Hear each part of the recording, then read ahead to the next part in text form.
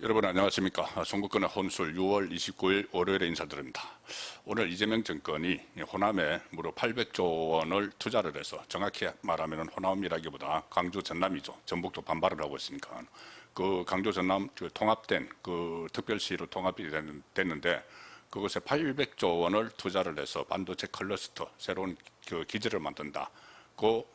또 이재용 삼성전자 회장하고 최태원 SK 회장을 양쪽에 이재명이 딱 앉혀놓고 발표를 했습니다. 자, 그리고 이 두 기업이 경영 판단에 의해서 강주 전남 쪽을 적임지로 꼽았다. 그리고 뭐 정부가 발빛 틀고 그런 거 없었다. 그 주장을 하죠. 그렇지만 그것과 정반대되는 상황들도 나타나고 있고, 그리고 지금 언론에서 분석들을 하고 있는 것이 이재용 회장과 최태원 회장이 어떻게 보면은 그 이재명을 사실상 물먹였다. 확실한 강주 전남으로 간다는 것을 명백하게 밝히지 않았다. 그래서 일종의 3단 논법을 사용했다. 이런 분석까지 나오고 있습니다. 일단 오늘 그 강훈식 비서실장이 이런 이야기를 했습니다. 이재명이 오늘 기업인들에게 너무 감사해서 큰 절을 하고 싶다고 했다. 그런데 참모들이 가까스로 말려서 인사만 했다. 90도 인사를 했죠. 두 회장에게. 무슨 이재명도 오래간만에 감격을 했다. 그래서 이 두 회장에게 큰 절을 하려고 했는데, 큰 절을 하면은 그 사람들이 욕먹을 것 같다고 말씀드렸다. 그러니까 두 회장이 욕먹을 것 같으니까는, 이재명이 큰 절을 하면은 오히려 두 회장이 욕먹을 것 같으니까 그냥 하지 말라고 이야기를 했고, 이재명은 하려고 하는데 그래서 그 대신 이제 90도 인사를 한 것이다. 그리고 이런 이야기도 했었죠. 이런 이재명이 두 회장을 향해서 국가 영웅 또는 국민 영웅이라고 불러드리고 싶다. 이렇게 이야기를 했습니다. 그리고 강훈식은 정부가 기업의 팔을 비틀어서 투자를 강요한 것 아니냐, 이런 말이 나온다는 이 물음에 대해서 강훈식은 기업 사정을 전혀 모르고 하는 얘기다. 기업이 정부가 하라고 해서 할 수 있었으면은 윤석열 정부 때 열심히 하지 그랬었나라는 생각이 든다. 자, 윤석열 정부에서는 기업의 팔을 비틀면 안 되니까 비틀지 않은 것이죠. 자, 그리고 본인들이 기업의 팔을 비틀지 않고 정말 두 기업 오너 회장이 스스로 판단을 했다. 경영 판단을 해서 강주 전남이 적임지라고 해서 선택을 했다. 그렇게 하면은 그것은 기업의 이익을 위해서 판단을 한 것이죠. 기업은 이익을 내는 것이 목적이니까. 그렇다면은 이재명이 90도 인사를 왜 합니까? 90도 큰 절을 왜 하려고 했습니까? 자기 말을 들어줬기 때문에 90도 인사하고 큰 절을 하려고 한 것이죠. 그리고 사기업이 기업 판단에 의해서, 경영 판단에 의해서 강주 전남으로 클러스터, 제2의 반도체 클러스터를 만든다고 판단을 했으면은 그게 어떻게 국민의 영웅이 됩니까? 국가의 영웅이 되고, 그렇게 되는 것이 아니죠. 강주 전남을 적임제로 판단을 했다고 국가 영웅이 되는 건가요? 그러면은 구미 같은 데로 판단을 하면 국가 영웅이 아닌 것인가요? 그러니 이것은 이 팔을 비틀었다는 것을 스스로 자백한 거나 저는 다름없다고 봅니다. 이 상황에서 지금 언론을 중심으로 반도체 투자를 어쩔 수 없이 약속을 하기는 했지만은 이재용, 최태원 두 회장이 상당히 말을 이제 돌려서 했다. 오늘 발표를 한 이재명이나 여기 김정관 산업통상부 장관 이런 사람들은 확실하게 이 호남권, 그리고 호남권을 제2의 반도체 생산 기지로 조성을 한다. 총 800조 원 규모의 기업 투자를 통해서 메모리팹 사기를 구축하겠다. 이렇게 이야기를 했습니다. 확실하게 다 결정된 것처럼 이야기를 했습니다. 그런데 오늘 그 두 회장은 상당히 이것을 우회적으로 가지 않을 가능성을 남겨두는 그런 말들을 했다는 지금 분석이 나오고 있습니다. 조금 전에 조선일보 분석을 제가 소개를 드리면서 그 내용을 말씀을 좀 드리겠습니다. 조선일보는 이런 기사를 조금 전에 내보냈습니다. 반도체 투자, 이재용, 최태원 3단 논법 사용한 이유는 3단 논법을 사용을 했다. 자, 두 회장 발언 두고 조심스러운 기색이 역력했다는 평가도 나오고 있습니다. 이재용, 최태원 두 회장의 현장 발언을 두고 이 전문가들은 최대한 조심스럽게 말하려는 기색이 역력했다. 재계에서 나오는 반응이죠. 조심스럽게 말하려는 기색이 역력했다. 특히 이 지역, 강주 전남 지역에 대한 투자를 언제 하겠다. 딱 못을 박지 않았다는 겁니다. 이게 굉장히 먼 훗날의 일이죠. 그래서 언제 하겠다는 얘기를 두 총수들 아무도 하지 않았다. 자, 그리고 우선 이재용 회장은 이렇게 이야기를 했습니다. 경기도의 기흥, 화성, 평택에 이어 용인 국가산업단지의 투자 일정이 많이 빨라졌다. 새로운 단지를 준비해야 할 시점도 앞당겨졌다. 이렇게 이야기를 하면서 이게 어떻게 보면 좀 일반론적인 이야기죠.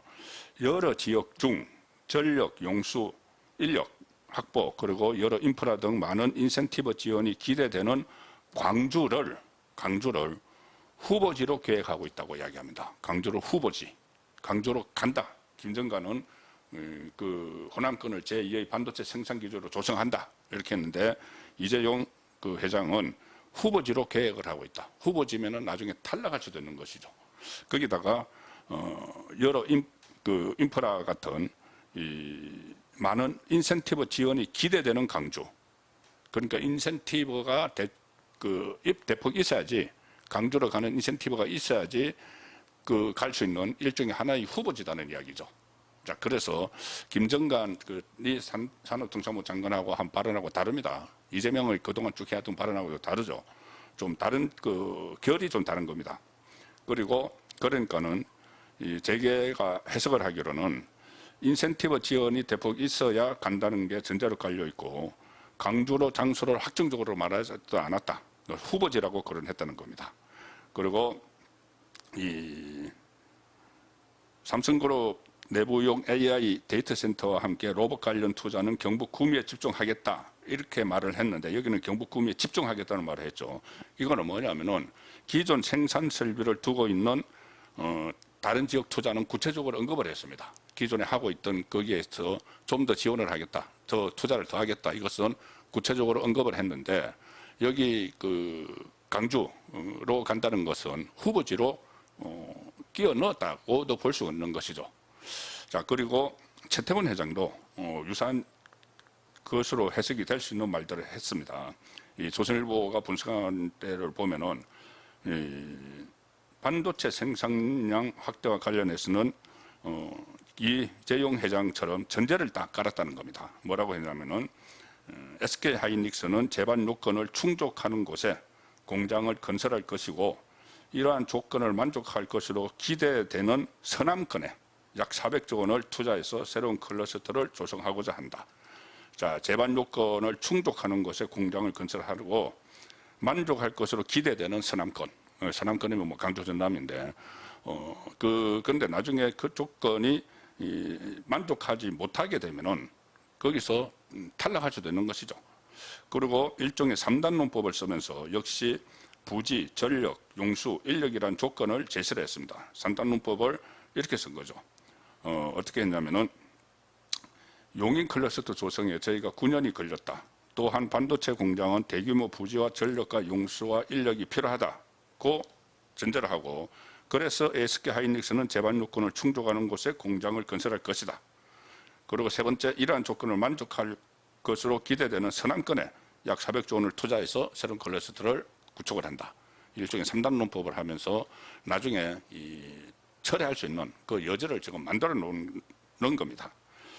그리고 최태원 회장도 강주란 단어를 직접 언급하지도 않았다. 서남권 이렇게만 이야기를 했죠.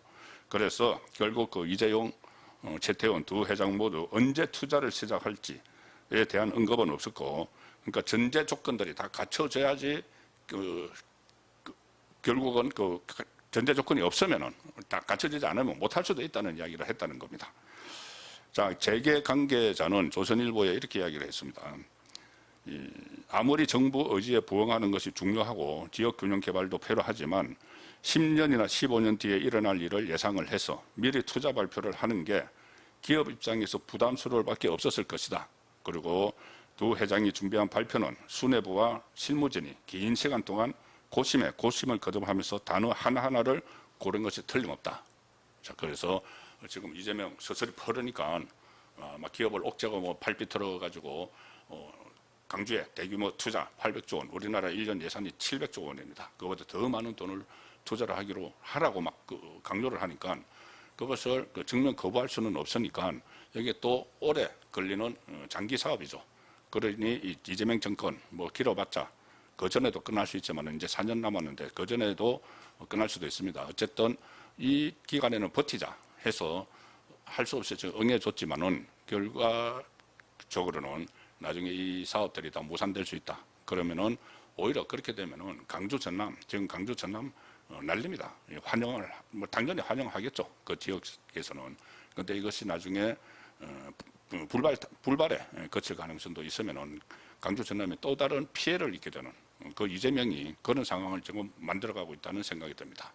그리고 이것을 더 강하게 압박해서 밀어붙이면은 이재명의 탄핵이 가시화되는 그런 순간도 올 수가 있습니다. 예, 오늘 저녁 8시 라이브 송건의 정치 소 시간에 다시 뵙도록 하겠습니다. 감사합니다.